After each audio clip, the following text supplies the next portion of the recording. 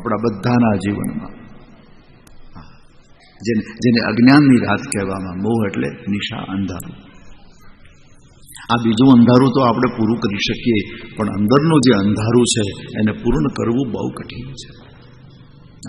અને વધારેમાં વધારે મને તમને હેરાન કરનારું જો અંધારું હોય તો અંદરનું. આંખ વગરનો માણસ એ આપણને એમ કહે મને રસ્તો પાર કરાવો તો આપણે કરાવી દઈએ. આંખ વગરનો માણસ લાલ લાકડી લઈ અને આમ ઘૂમતો હોય આંધળાની જેમ, એ તો સ્વાભાવિક છે. પણ મોટી મોટી આંખો વાળો જ્યારે આંધળાની જેમ ફરે એ વખતે એમ લાગે આ મોહરાત્રી.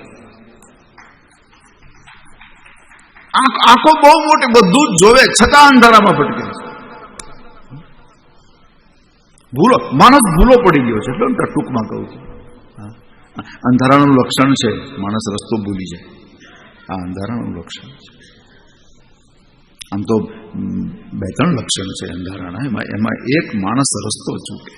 નાની નાની આપણી ભાષામાં કેડી હોય, કેડી, નાનો રસ્તો.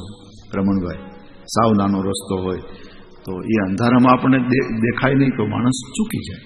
હા. બીજું, અંધારામાં બીક લાગે, ભય લાગે. અંધારામાં જે ગલીમાં તમે રોજ રાતના આમ દિવસના 2-3 વખત જતા હો, એ જ ગલીમાં ઘનઘોર રાતમાં એ જ ગલીમાં તમને જતા ભય લાગે, બીક લાગે.